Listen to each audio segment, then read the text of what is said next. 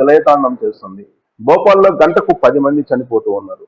హైదరాబాద్ లో ప్రత్యేకించి గంటకు 2 చనిపోతూ ఉన్నారు. ఇక ముంబైకి వస్తే శ్మశానాలు అలాగే హాస్పిటల్స్ నిండిపోయాయి. హాస్పిటల్స్ ఎదురుగా అంబులెన్స్లు క్యూలో ఉంటున్నాయి. శ్మశానాల దగ్గర దహనం కోసం శవాలను క్యూగా పెట్టినటువంటి పరిస్థితి.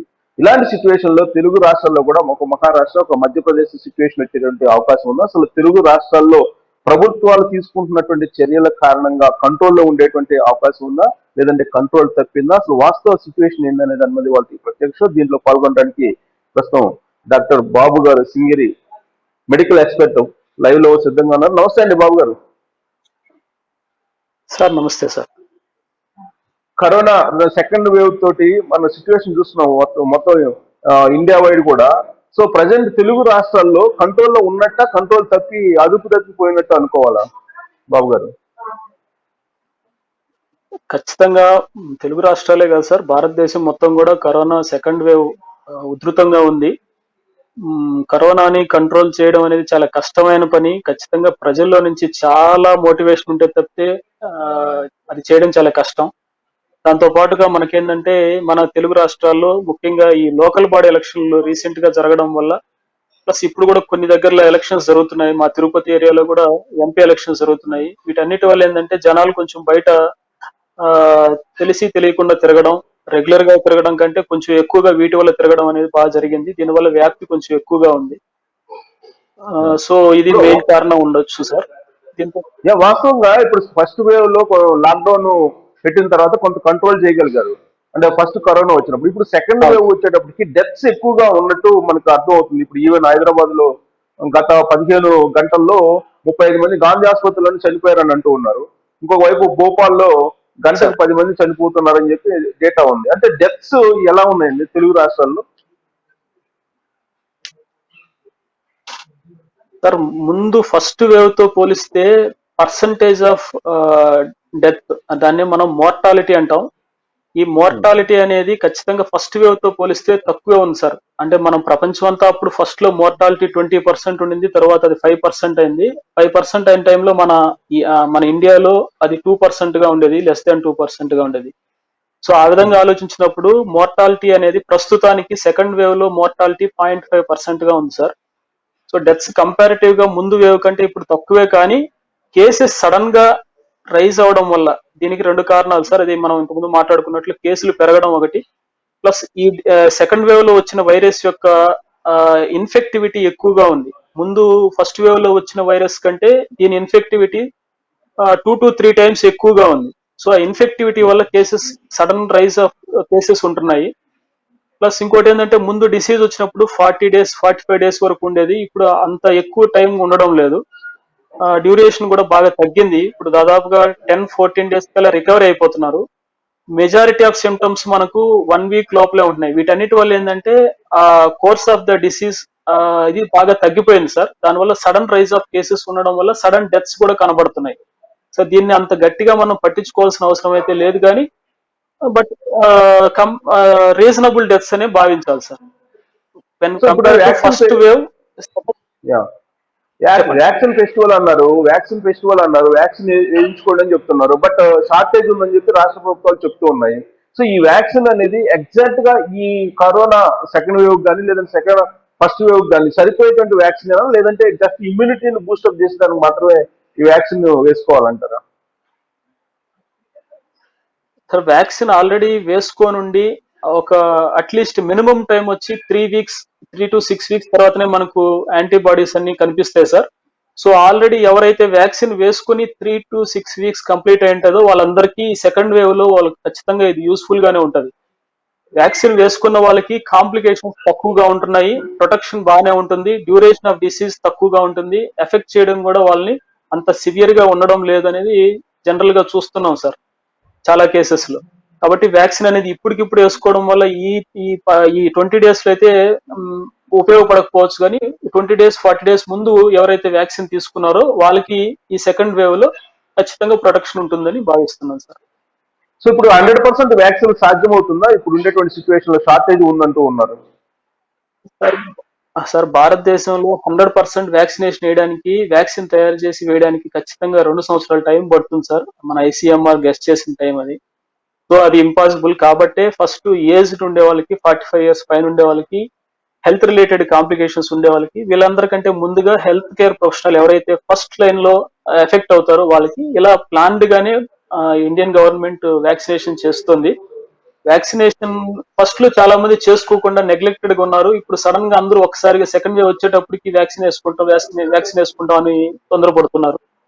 సో ఈ మన భారతదేశం లాంటి దేశంలో ఇది సర్వసాధారణమైన విషయమే సార్.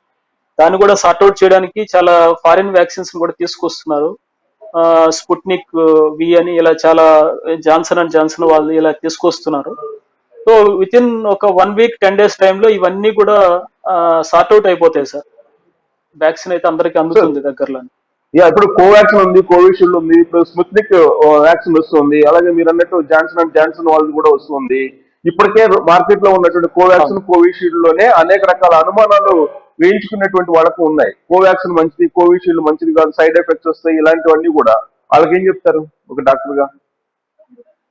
సార్ ప్రతి వ్యాక్సిన్ ఏ వ్యాక్సిన్ వచ్చినా ఈవెన్ మనకు పల్స్ పోలియోలో వేసే పోలియో చుక్కలకైనా కూడా ప్రతి వ్యాక్సిన్ కి కొన్ని కాంప్లికేషన్స్ అనేటివి చాలా మినిమల్ గా అంటే 1,00,000 మంది తీసుకున్నప్పుడు ఒకరికో ఇద్దరికో అనేటివి కాంప్లికేషన్స్ వస్తాయి సార్. ఇప్పుడు మనం మాట్లాడుకుంటున్న కాంప్లికేషన్ కూడా చాలా మందికి ఒక 1,00,000 మందికి ఇచ్చినప్పుడు ఒక 20 members కి రక్తం గడ్డగట్టడం లాంటిది ప్రతి వ్యాక్సిన్ తో జరిగింది. జాన్సన్ అండ్ జాన్సన్ వ్యాక్సిన్ తో జరిగింది. అదే మన కోవిషీల్డ్ తో కూడా మనం బ్రెజిల్ కి ఇచ్చినప్పుడు బ్రెజిల్ లో కూడా ఇలాంటి కాంప్లికేషన్స్ వచ్చినాయి. మన ఇండియాలో అయితే రిపోర్ట్ అవ్వలేదు. బ్రెజిల్ లో ఇలాంటి కాంప్లికేషన్ వచ్చింది అని రిపోర్ట్ చేశారు. సో అంతే తప్పితే వ్యాక్సిన్ వల్ల ఇప్పటి వరకు అయితే అంత చెప్పుకోదగ్గ కాంప్లికేషన్స్ ఏం లేవు. కొంతమందికి అనఫిలాక్టిక్ రియాక్షన్ లాంటివి జరిగిన సందర్భాలు అయితే మన ఇండియాలో 1-2 చూసాం సార్. 1,00,000లో మనం వ్యాక్సినేషన్ చేసేటప్పుడు 1-2 ఇన్సిడెంట్స్ జరుగుతూ ఉంటాయి. అలాంటి వాటిని అంత గట్టిగా పట్టుకోవాల్సిన అవసరం ఏం లేదు. వ్యాక్సినేషన్ అయితే ఖచ్చితంగా ఉపయోగపడుతుంది. కాంప్లికేషన్స్ తగ్గుతున్నాయి, సివియారిటీ ఆఫ్ ద డిసీజ్ తగ్గుతుంది. వ్యాక్సిన్ తీసుకోమని అడ్వైస్ చేస్తున్నాను. ఇంకా రెండిట్లో ప్రతి వ్యాక్సిన్ కి చిన్న చిన్న తేడాలు అయితే ఉంటాయి. కోవాక్సిన్ కోవిషీల్డ్ కి సంబంధించి ఒక 5 to 10% మార్జిన్ ఆఫ్ ప్రొటెక్షన్ అనేది రెండింటి మధ్యలో ఉంటుంది. కానీ ప్రస్తుతానికి అవన్నీ ఆలోచించకుండా వ్యాక్సిన్ అయితే ప్రతి ఒక్కరూ వీలైనంత వరకు ఉన్నప్పుడు తీసుకోవడం అనేది చెప్పదగ్గ సలహాగా భావిస్తున్నాను. సో ప్రధాన నగరాల్లో ఇప్పటికే బెడ్స్ అన్ని నిండిపోయాయి. ప్రైవేట్ హాస్పిటల్స్ లో అయితే ముందే రిజర్వ్ చేసుకుంటూ ఉన్నారు. ఇప్పుడు ఆక్సిజన్ కూడా కొరతగా ఉంది, ఇలాంటివన్నీ చెప్తూ ఉన్నారు. ప్లస్ హాస్పిటల్స్ ఎక్కడ కూడా బెడ్లు లేవు అనేటువంటి సిచ్యువేషన్ కూడా హైదరాబాద్ కానీ, లేదా ముంబై కానీ, లేదా విజయవాడ కానీ, లేదా మీ దగ్గర తిరుపతిలో కానీ ఇక్కడ ఎక్కడ కూడా బెడ్స్ లేవు అనేటువంటి సిచ్యువేషన్ లో ఇప్పుడు కరోనా పాజిటివ్ వాళ్ళకి ఇచ్చే సూచన ఏంటి మీరు? ఆల్రెడీ కరోనా పాజిటివ్ ఉండి కొంతమంది అసిమ్టమాటిక్ ఉంటారు, అసలు వాళ్ళకి పాజిటివ్ అనే విషయం తెలియదు. కొంతమంది మైల్డ్ కేసెస్ గా ఉంటారు. ఇలా అసిమ్టమాటిక్ మైల్డ్ కేసెస్ వీళ్ళు హోమ్ ఐసోలేషన్ లోనే ఇంటి దగ్గరనే ముందులాగా 3 weeks 4 weeks అవసరం లేదు సార్. 1 week to 10 days పాటు first initial 1 week to 10 days ఏదైతే మనకు జలుబు అనేది ఎక్కువగా ఉండదో ఆ టైంలోనే ఎక్కువ స్ప్రెడ్ చేసే అవకాశాలు ఉంటాయి. కాబట్టి వీళ్ళందరూ ఇంట్లోనే ఉంటూ రోజుకి 2 నుంచి 3 సార్లు స్టీమ్ ఇన్హలేషన్, కంటిన్యూస్ గా వామ్ వాటర్ తాగుతూ ఉండడం. ఇమ్యూన్ బూస్టర్స్ కు సంబంధించిన టాబ్లెట్స్ దొరుకుతాయి మనకు. నేచురల్ గా కూడా ఇమ్యూన్ బూస్టర్స్ ఉండేటివి కొన్ని ఉన్నాయి. లైక్ మనం టర్మరిక్ పౌడర్ లాంటివి, లెమన్ యూజ్ చేయడం ఇలాంటివన్నీ. సో వీటన్నిటిని యూజ్ చేస్తూ కొన్ని టాబ్లెట్స్ చెప్పారు డాక్టర్స్ నుంచి. అజిత్రోమైసిన్ ఒక 3 days కానీ, అంటే ఫీవర్ ఉన్నవాళ్ళు అజిత్రోమైసిన్ ఒక 3 days కానీ 5 days కానీ, అంటే సెకండరీ బ్యాక్టీరియల్ ఇన్ఫెక్షన్ రాకుండా ఉండడం కోసమని. దాంతో పాటుగా ఒకవేళ మీకు ఫీవర్ కానీ బాడీ పెయిన్స్ కానీ ఉంటే పారాసెటమాల్, బి కాంప్లెక్స్ టాబ్లెట్స్ తీసుకోవడం, vitamin C, zinc, B complex ఉండే టాబ్లెట్స్ తీసుకోవడం, విటమిన్ డి ఉండే టాబ్లెట్స్ తీసుకోవడం. వీటన్నిటి వల్ల ఏం హెల్త్ అయితే చెడిపోదు సార్, ఇవి యూజ్ చేయొచ్చు. దీంతో పాటుగా మీరు ఎక్కువ ఇబ్బందిగా ఉంది అనుకున్న వాళ్ళు మాత్రం వెళ్ళి హాస్పిటల్లో అడ్మిట్ అవ్వాల్సి ఉంటుంది. చాలా మంది ఏంటంటే ముందుగానే భయపడిపోయి మనకి ఇబ్బంది అయినప్పుడు బెడ్లు దొరకవేమో అనే దాంతో ప్రతి ఒక్కరు బెడ్లు ఏదో ఉండిపోతున్నారు. అది మంచిదైతే కాదు. వీలైనంత వరకు గవర్నమెంట్ కూడా సెగ్రిగేట్ చేస్తున్నారు. ముందులాగా సెంట్రల్ సిస్టమ్ నుంచి బెడ్స్ అలాట్ చేయడం లాంటివి ఆలోచిస్తారు దగ్గరలో. లాస్ట్ టైం చేసిన విధంగానే చేస్తారు. సో ఇలాంటి తీసుకోవడం వల్ల చాలా వరకు లోడ్ ని మనం ఇంటి దగ్గరనే ట్రీట్మెంట్ లాంటివి తీసుకోవచ్చు. ఇమ్యూన్ బూస్టర్స్ వాడడం వల్ల ఖచ్చితంగా చాలా ఉపయోగం అయితే ఉంటుంది సార్. మనకు మార్కెట్ లో దొరుకుతాయి. సెప్టిలిన్ అని హిమాలయ ప్రోడక్ట్ కూడా దొరుకుతుంది, ఇమ్యూరాల్ అని దొరుకుతుంది, ఇమ్యూనెక్స్ అని దొరుకుతుంది, ఇమ్యూనేజ్ అని వస్తాయి, చాలా వస్తాయి సార్. ఇలాంటి టాబ్లెట్స్ వాడడం వల్ల ఇమ్యూనిటీ కొంచెం పెరుగుతుంది, సివియారిటీ ఆఫ్ ది డిసీజ్ తగ్గుతుంది. ప్లస్ వామ్ వాటర్ తాగడం వల్ల వీలైనంత వరకు ఏదన్నా మనకు తెలిసి తెలియకుండా మనం తిరిగినప్పుడు అట్లా వచ్చినప్పుడు కూడా ఓరల్ క్యావిటీ దగ్గరనే దాన్ని కొంతవరకు దాని ఎఫెక్ట్ తగ్గించే అవకాశాలు ఉంటాయి. ఇంకా ఆల్రెడీ బ్రెత్లెస్ గా ఉండే వాళ్ళకందరికీ ఆక్సిజన్ అవసరం ఉంటది. సో అవన్నీ హాస్పిటల్స్ లో ట్రీట్మెంట్ అవసరం ఉండే వాళ్ళు తీసుకోవచ్చు. లేదు మీకు తెలిసిన ఎవరన్నా ఉంటే కూడా ఇంటి దగ్గర కూడా ఆక్సిజన్ లాంటివి పెట్టి కూడా మానిటర్ చేసుకోవచ్చు. చాలా మంది ఏంటంటే ఫస్ట్ లోనే భయపడిపోయి స్టెరాయిడ్స్ తీసుకోవడం, ఎక్కువ డోసేజ్లో రెమెడిసివిర్ లాంటివి ముందుగానే తీసేసుకోవడం లాంటి వాటి వల్ల తర్వాత లేట్ గా కాంప్లికేషన్స్ వస్తున్నాయి. వీటిని కూడా ఆలోచించాలి. గవర్నమెంట్ వీటికి సంబంధించిన సిస్టమ్ పెట్టింది, ఆధార్ కార్డు ఇలాంటివి మానిటరింగ్ పెట్టింది. ముందులాగా కాకుండా ఇప్పుడైతే కొంత ప్లాన్డ్ గానే వెళ్తున్నామని అనుకుంటున్నాను సార్.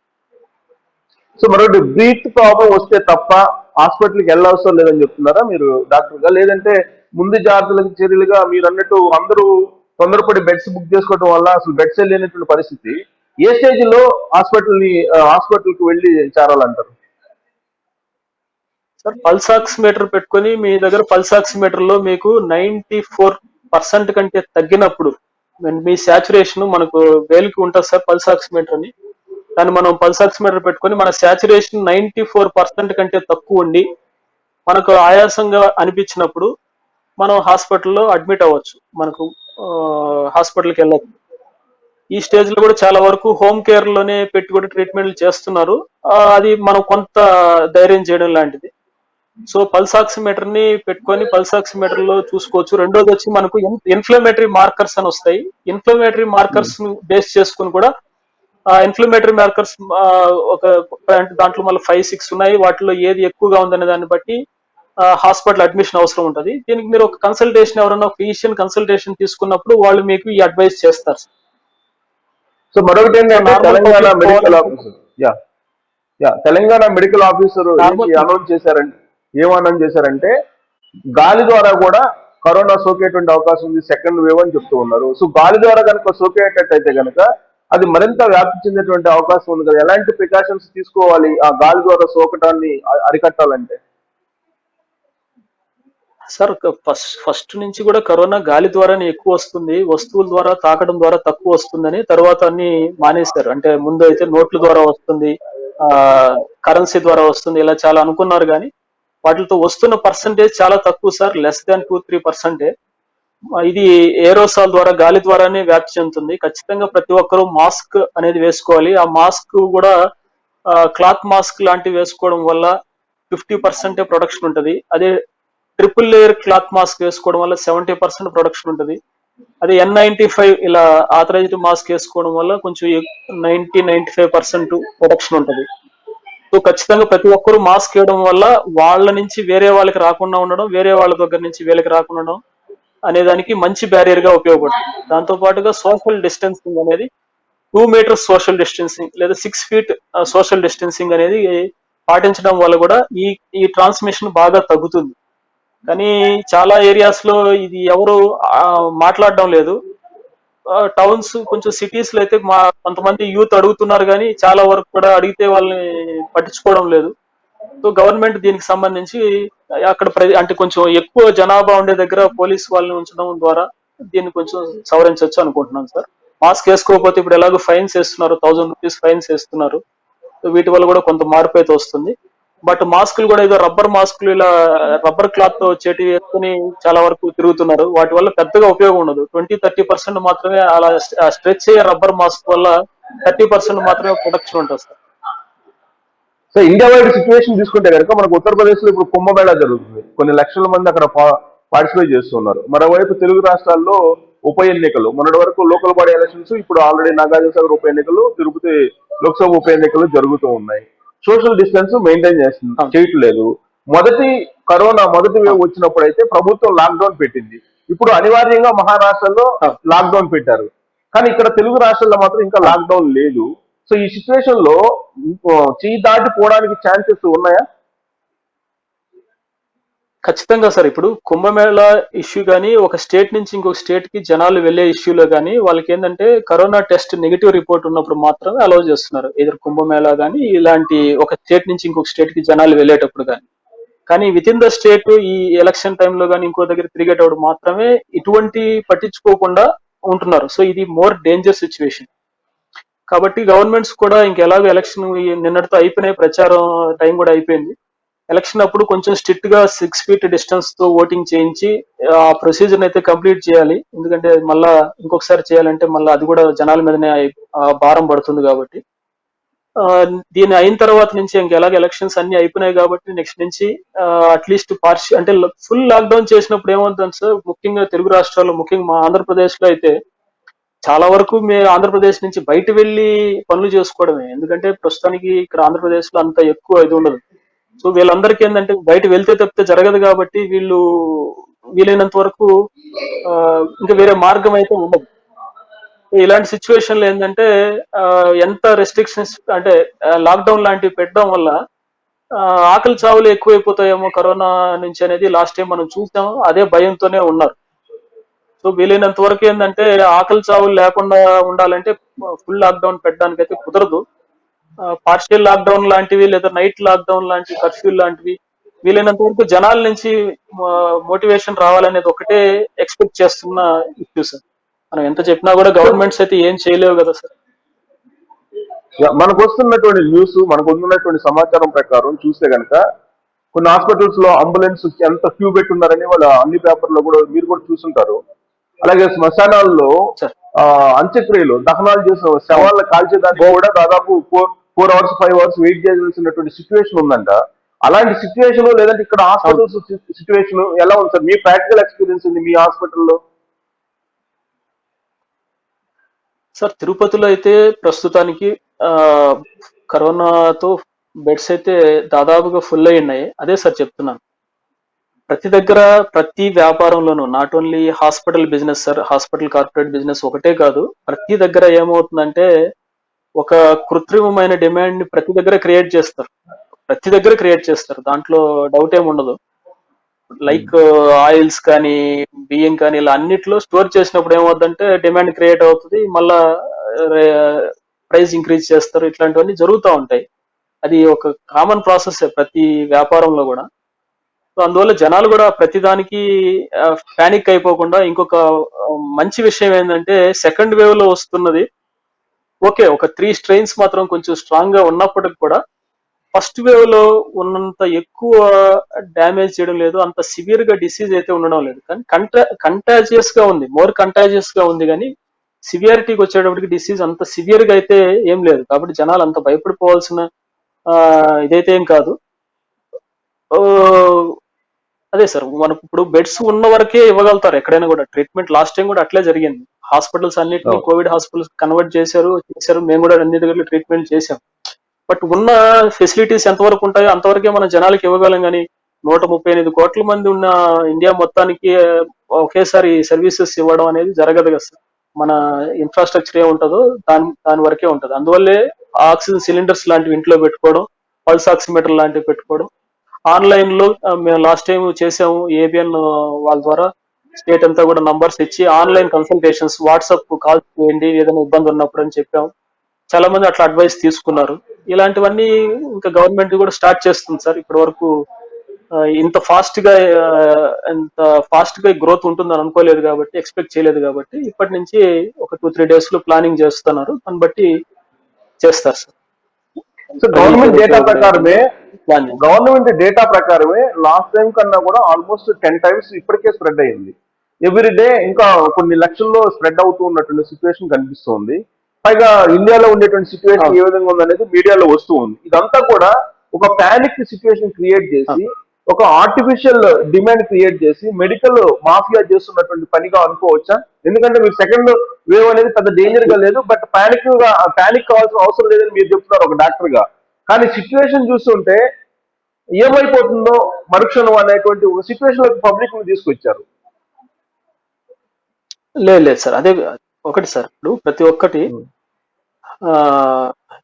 ఏ డాక్టర్ ఎవరిని భయపడమని అయితే చెప్పడం లేదు. అంటే మెడికల్ మాఫియా అనేది వేరే ఉంటది సార్. అది ఇట్లా ఎవరు చేయరు, జనాలు ఏదో ప్యానిక్ చేసి చేయరు. ఏదో ప్రైసింగ్ కానీ ఇలాంటివి చేస్తారేమో కానీ జనాల్ని ప్యానిక్ చేసి హాస్పిటల్స్ లో అడ్మిట్ చేయండి అనే విధంగా అయితే ఉండదు. సరే ఎంత ఉన్నా కూడా సార్, ప్రజలైతే ముందు కంటే ఇప్పుడు ఎంతో కొంత వాళ్ళకు కూడా నాలెడ్జ్ అయితే ఉంది కదా. మాస్క్లు వేసుకోండి అని చెప్తున్నారు, స్ప్రెడ్ చేయకుండా ఏమేం చేసుకోవచ్చు చెప్తున్నారు. లాస్ట్ టైం ఎలాగో ఒక హోమ్ క్వారంటైన్ లో ఒక రూమ్ లో ఎలా ఉండాలి అన్నిటి గురించి వాళ్ళకి ఒక నాలెడ్జ్ అయితే ప్రస్తుతానికి ఉంది. Yeah. ఫస్ట్ టైం అయితే ఒకవేళ పానిక్ అయినా దానికి ఒక అర్థం ఉంటది. సెకండ్ టైం వచ్చినప్పుడు 1 ఇయర్, దాదాపుగా 1 ఇయర్ దీంతోనే మనం అన్ని చేసినప్పుడు ఖచ్చితంగా దాని గురించి మనకు ఎంతో కొంత ప్రజలకు కూడా ఐడియా అయితే ఉంటది. పానిక్ కావాల్సిన, నేను ఒక డాక్టర్ గా వాళ్ళకి సలహా ఏంటంటే పానిక్ కావాల్సినంత సిచ్యువేషన్ అయితే ఏం ఉండదు. నిజంగా అయితే ఎవరికైతే డయాబెటీస్ ఉంటుందో, ఎవరికైతే ఏదైనా హార్ట్ కి సంబంధించిన డిసీజెస్ ఉంటాయో, ఎవరికైతే ఏదైనా లంగ్ కి సంబంధించిన ఆస్తమా గానీ, ఇలాంటి ఏదైనా లంగ్ సంబంధించిన డ్యామేజెస్ కానీ ఇలాంటివి ఉంటాయో, వీళ్ళు మాత్రం ఖచ్చితంగా హాస్పిటల్స్ ఇలాంటి వాటికి వెళ్ళి అడ్మిట్ అవ్వాల్సిన అవసరాలు అయితే ఉంటాయి. మిగిలిన పబ్లిక్ ఆల్రెడీ వ్యాక్సినేషన్ తీసుకున్న వాళ్ళు, అంటే ఆల్రెడీ వ్యాక్సినేషన్ తీసుకుని ఒక 20 days దాటిన వాళ్ళకి ఎఫెక్ట్ అయితే చాలా తక్కువగానే ఉంటది. ఒక 1-2 days మాక్సిమం ఫీవర్ ఉండొచ్చు, కాఫ్ ఉండొచ్చు, తగ్గిపోతుంది. యంగ్స్టర్స్ ఎవరైతే 45 తక్కువ ఉంటారో, ఇలాంటి కాంప్లికేషన్స్ ఎవరు లేకుండా ఉంటారో వాళ్ళు కూడా మాక్సిమం సేఫ్ గానే ఉండొచ్చు. మిగిలిన ఎవరైతే ఫ్లైల్ కమ్యూనిటీ అయితే ఉన్నారో వాళ్ళని టార్గెటెడ్ గా హాస్పిటల్స్ దగ్గరగా పెట్టుకొని చూసుకుంటూ ఉండడం, వాళ్ళకి వచ్చింది అనిపించినప్పుడు మెడికల్ నీడ్ తీసుకోవడం లాంటిది చేస్తే సరిపోతుంది. దీనికి అంత భయపడిపోవాల్సిన అవసరం అయితే లేదని మళ్ళా కూడా చెప్తున్నాను sir. So as of now ఇప్పుడున్నటువంటి డేటా, ఇప్పుడున్నటువంటి డెత్స్, వస్తున్నటువంటి తాజా సమాచారాన్ని బట్టి ఇప్పుడు తెలుగు రాష్ట్ర ప్రభుత్వాలు స్లో అయిపోయినాయి జాగ్రత్తలు తీసుకోవటంలో అనిపిస్తుందా, లేదంటే అట్లీస్ట్ ఇక్కడి నుంచి అయినా తీసుకోవాల్సిన అవసరం ఉందంటారా? ఖచ్చితంగా 2 తెలుగు రాష్ట్రాలు జాగ్రత్తలు తీసుకోవాల్సిన అవసరం అయితే 100% ఉంది సార్. స్ప్రెడ్ చాలా ఎక్కువ ఉంది, టెస్టింగ్ పెంచాల్సిన అవసరం ఉంది, శాంప్లింగ్ చేయాలి. అక్కడక్కడ ఇప్పుడు ఈ ఎలక్షన్ జరిగే ఏరియాలో శాంప్లింగ్స్ చేయాలి. అట్లే విలేజెస్ వీటిల్లో కూడా శాంప్లింగ్స్ చేయాలి. కొంతమంది ఏంటంటే విలేజెస్ నుంచి పాపం రాలేకుండా కూడా ఉంటారు, ఏముంది జలుబు కదా చూసుకుందాం అన్నట్టు కూడా ఉంటారు. సో వాళ్ళ వల్ల ఎక్కువ స్ప్రెడ్ ఉంటది. సమాయత్తం చేస్తున్నారు కానీ ఫుల్ ఫ్లెడ్జ్డ్ గా చేయడానికి వాళ్ళకి మళ్ళీ తిరిగి ప్లానింగ్ అంత టైం పడుతుంది సార్. 1-2 days లో చేస్తారని అనుకుంటున్నాం. సో ఒకవేళ చేయకపోతే, నిర్లక్ష్యం వహిస్తే ఒక మహారాష్ట్ర, ఒక మధ్యప్రదేశ్ లాంటి సిచ్యువేషన్ మనం కూడా ఫేస్ చేయాల్సి వస్తుందంటారా? ఖచ్చితంగా నిర్లక్ష్యం చేసినప్పుడు అలాంటి సిచ్యువేషన్ ఫేస్ చేయాల్సి ఉంటుంది సార్. అంటే నార్త్ కి సౌత్ కొంచెం లాస్ట్ టైం కూడా మనం గమనించాం సార్, నార్త్ లో ఉన్నంత మోర్టాలిటీ సౌత్ ఇండియాలో లేదు. మనకి ఎక్కువ యూవీ రేడియేషన్ ఉంటది సన్ ఎక్స్పోజర్ లో. సో దానివల్ల ఏంటంటే కేసెస్ పెరిగినా కూడా డెత్స్ కానీ సివియారిటీ కానీ సౌత్ లో కొంచెం తక్కువ ఉంటది. సౌత్ ఇండియా మొత్తంలో కూడా మనం చూసిన తమిళనాడు, కేరళ కూడా మళ్ళా ఆల్మోస్ట్ పార్షియల్ లాక్డౌన్ చేయడం స్టార్ట్ చేసే 10 days ముందు నుంచి. వాళ్ళు ఇమీడియట్ గా ఎలక్షన్ అయిపోయింది, 6th ఎలక్షన్ అయిపోయింది తమిళనాడులో, 7th నుంచి వాళ్ళు రెస్ట్రిక్షన్ స్టార్ట్ చేశారు. వేరే స్టేట్ నుంచి వచ్చే వాళ్ళకి ఈ పాస్ లైన్ పెట్టారు. సో ఇక్కడ కూడా ఇవన్నీ అయిపోయిన తర్వాత తెలుగు రాష్ట్రాల్లో కూడా ఎలాగ ఇన్ని రోజులు వెయిట్ చేశారు కాబట్టి 1-2 days లో చేస్తారనేది ఉద్దేశం. నెగ్లెక్టెడ్ గా అప్పుడేం కనిపిస్తుంది. లాస్ట్ టైం మనం చూసినట్టే కనుక కరోనా ఫస్ట్ లో కొంచెం అబోవ్ మిడిల్ క్లాస్ కి ఎవరైతే ఉన్నారో వాళ్ళకే ఎక్కువ ఫస్ట్ సోకింది, తర్వాత సిటీస్ కి వచ్చింది, సిటీస్ తర్వాత విలేజ్ కి వచ్చింది, మనం గమనించాం. ఈసారి కూడా అలాంటి సిచ్యువేషన్ ఉన్నా మీ దగ్గర హాస్పిటల్స్ కి వచ్చే వాళ్ళలో ఎక్కువ మంది అబోవ్ మిడిల్ క్లాస్ ఉన్నారా? లేదు సార్, అలాంటి సిచ్యువేషన్ లేదు.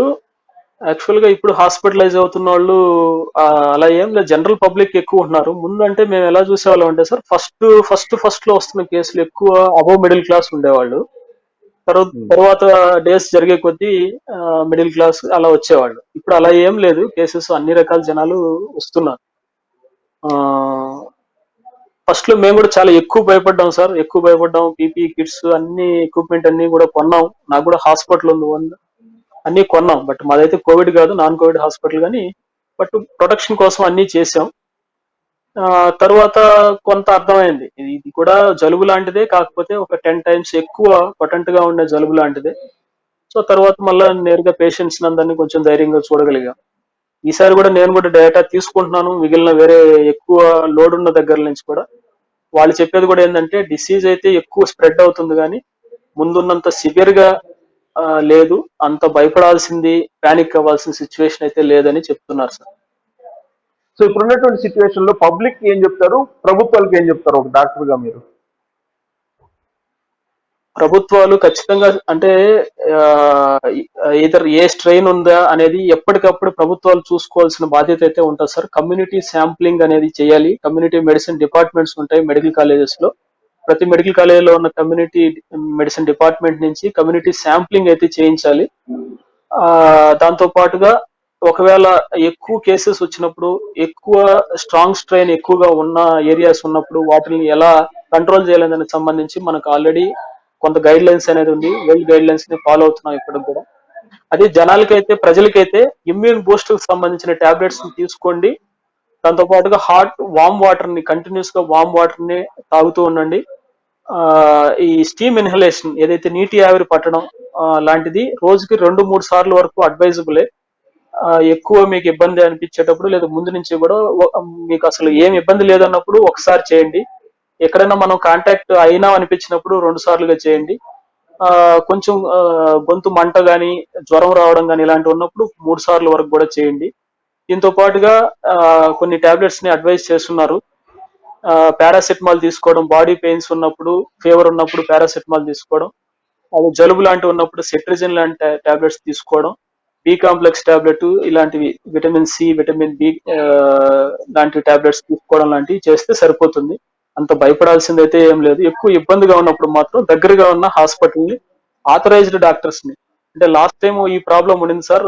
ఆర్ఎంపీ డాక్టర్స్ ని కలవడం వల్ల ఏమైందంటే వాళ్ళు మళ్ళీ స్టెరాయిడ్స్ లాంటివి ఇచ్చి ఇంకా కొంచెం కాంప్లికేట్ చేసి మళ్ళీ పంపించారు హాస్పిటల్స్ కి. అలాంటివి లేకుండా దగ్గరగా ఉన్న గవర్నమెంట్ హాస్పిటల్స్ ని, పిహెచ్సిస్ కానీ లేదా ఆథరైజ్డ్ డాక్టర్స్, ఎంబీబీఎస్ చదువుకున్న డాక్టర్ కానీ కలవడం వల్ల కాంప్లికేట్ కాకుండా చాలా సింపుల్ గానీ డిసీజ్ ని ట్రీట్ చేసుకోవచ్చు. థ్యాంక్ యూ వెరీ మచ్ బాబు గారు, మీ సలహాలు సూచనలు ఇచ్చినందుకు thank you very much. So అనుకున్నంత భయంకరమైనటువంటి సిచ్యువేషన్ అయితే ఏమీ లేదు. సెకండ్ వేవ్ ఖచ్చితంగా కంట్రోల్లో ఉండేటువంటి సిచ్యువేషన్ కూడా ఉంది అని అంటూ ఉన్నారు. సో ఎవరైతే సివియర్ గా బాధపడుతూ ఉన్నారో బ్రీతింగ్ ప్రాబ్లం, వాళ్ళు మాత్రమే హాస్పిటల్లో చేరితే బెటర్. మిగిలినటువంటి వాళ్ళు హౌస్ క్వారంటైన్ లోనే తగ్గించుకోవచ్చు అని చెప్పి చెప్తూ ఉన్నారు. ఒక మహారాష్ట్ర, ఒక మధ్యప్రదేశ్ లాంటి సిచ్యువేషన్ తెలుగు రాష్ట్రాల్లో వచ్చేటువంటి అవకాశం లేదు అని డాక్టర్ బాబు గారు చెప్తూ ఉన్నారు. అలాగే ప్రభుత్వాలు కూడా ఎప్పటికప్పుడు టెస్టులు చేసి అవసరం అయితే పార్షియల్ గా లాక్డౌన్ పెడితే తప్ప కంట్రోల్ అయ్యేటువంటి అవకాశం లేదంటున్నారు. సో రాబోయేటువంటి రోజుల్లో ప్రభుత్వాలు ఎలాంటి చర్యలు తీసుకుంటాయి, ఒక మధ్యప్రదేశ్, ఒక మహారాష్ట్రలో మరణ మృదంగం భోగిస్తున్నటువంటి కరోనా సెకండ్ వేవ్ తెలుగు రాష్ట్రాలకి పాకుతుందనేటువంటి భయం అయితే ఉంది. అలాంటి భయాలు ఏం పెట్టుకోవాల్సిన అవసరం లేదు. వ్యాక్సిన్ వేయించుకోమని చెప్పి చెప్తూ ఉన్నారు డాక్టర్ బాబు గారు. సో రాబోయేటువంటి రోజుల్లో ఏం జరుగుతుంది, ప్రభుత్వాలు ఎలాంటి చర్యలు తీసుకుంటాయి, దీని నుంచి ఎలా బయటపడతారు అనేది చూడాల్సి ఉంది. Thank you very much.